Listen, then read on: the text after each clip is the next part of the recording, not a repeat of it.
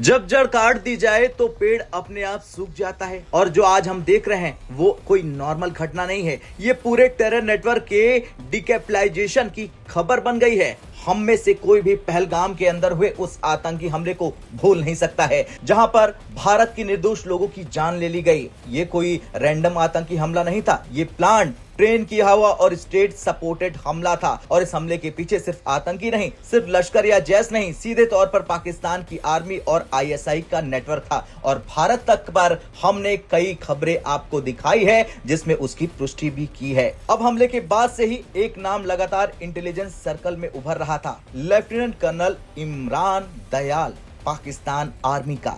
बताया जा रहा है कि ये ट्रेनिंग लेवल पर मेन हैंडलर था, टेरर फ्रंट को डायरेक्ट सपोर्ट देता था और पहलगाम अटैक के लिए ग्राउंड लेवल कोऑर्डिनेशन में शामिल था। यानी जो आतंकी भारत में घुसे उनके पीछे वर्दी में बैठा दिमाग यही था। लेकिन हाल ही में जब लेफ्टिनेंट कर्नल दयाल अपनी एक ऑपरेशन खत्म कर डेरा इस्माइल खान से लौट रहा था, उसी वक्त दो अननोन गनमैन आए, बाइक से आए और बाइक पास में रोकते ही पीछे बैठे शूटर ने फायर किया। गोलियां सिर के पास से गुजरती हैं और मौके पर ही उसकी जान चली जाती है। हमला इतना प्रोफेशनल था कि कोई चेंज नहीं, कोई क्लू नहीं, कोई अरेस्ट ही नहीं। और इसके बाद जो हुआ वो पाकिस्तान की पुरानी आदत को फिर साबित करता है। पाकिस्तानी मीडिया उछली, लोकल न्यूज़पेपर्स उछले और उसे शहीद बताने लगे। इसको पूरे स्टेट ऑनर के साथ दफनाया जाता है, जबकि वो किसी युद्ध में नहीं मरा, वो बॉर्डर पर नहीं मरा, वो आतंकवाद से जुड़ा अधिकारी था, लेकिन फिर भी रीजनल हीरो बना दिया गया। हालांकि भारत तक इसकी पुष्टि द ट्रिब्यूनल के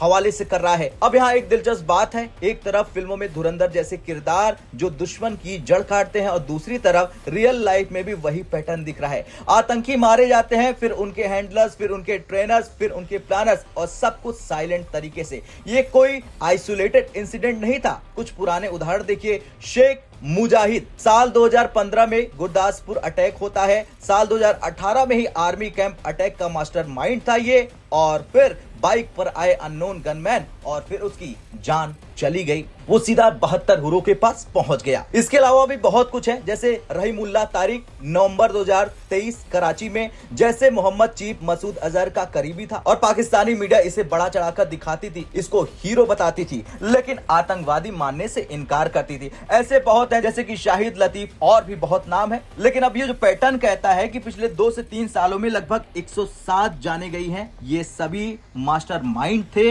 आतंकी घटनाओं में संलिप्त थे, वो भी भारत में 94 अलग अलग घटनाओं में। अब ये लोग मारे गए हैं जो एंटी इंडिया एक्टिविस्ट से जुड़े हुए थे, टेरर फंडिंग, प्लानिंग और हैंडलिंग में शामिल थे। अब सवाल ये है कि अननोन गनमैन कौन है। अब आते हैं उसी सवाल पर, ये अननोन गनमैन आखिर है कौन और ये सब इतनी सटीकता से कैसे हो रहा है। दरअसल ये कोई नई स्ट्रेटजी नहीं है, पहले भी पाकिस्तान ने कई आतंकियों को पनाह दी, बाद में वही आतंकी बोझ बन गए, तब आईएसआई ने खुद ही क्लीन अप उसे कर दिया। तो संभावना यह है कि पाकिस्तान की इंटेलिजेंस साइलेंट क्लीन अप कर रही है और उसमें ये सब शामिल है, लेकिन इसकी संभावना कम है। क्यों? क्योंकि ये जाने सिर्फ पाकिस्तान तक सीमित नहीं है, कुछ केस विदेशों में भी हुए हैं। अब आते हैं वो थ्योरी जिसे बहुत चुन चुनकर शब्दों में कहा जाता है, एक स्ट्रॉन्ग बिलीफ सिस्टम। ये कहता है कि आतंकियों को नहीं, उनके हैंडलर्स को टारगेट किया जा रहा है। क्यों? क्योंकि आतंकी मरता है, नया आतंकी आ जाता है, हैंडलर्स मरता है, पूरा नेटवर्क टूट जाता है। अगर कोई देश ओपनली ऑपरेशन करता है तो संप्रभुता का मुद्दा माना जाता है, लेकिन अगर हमलावर अननोन हो, लोकल दिखे, बिना क्लेम के हो, तो इंटरनेशनल नॉइस यानी कि आवाज, शोर कम रहती है। एक और बड़ा कारण है FATF। अगर पाकिस्तान मारे गए लोगों को आतंकी माने तो फिर से ग्रे लिस्ट में वो चला जाएगा, फिर से फंडिंग संकट आ जाएगी। इसलिए पाकिस्तानी मीडिया कहती है कि ये अननोन पर्सन और शहीद हैं। खैर, कुल मिलाकर ये वीडियो किसी देश का दावा नहीं करता है, ये पैटर्न दिखाता है, घटनाएं जोड़ता है और सवाल उठाता है। लेकिन एक बात तो साफ है कि अब सिर्फ आतंकी नहीं, उनके हैंडलर्स, उनके आका भी असुरक्षित महसूस कर रहे हैं, और खासकर पाकिस्तान में छुपे हुए आतंकियों की आका। और यही आतंक के पूरे इकोसिस्टम के लिए सबसे बड़ा झटका है और झटका होना भी चाहिए।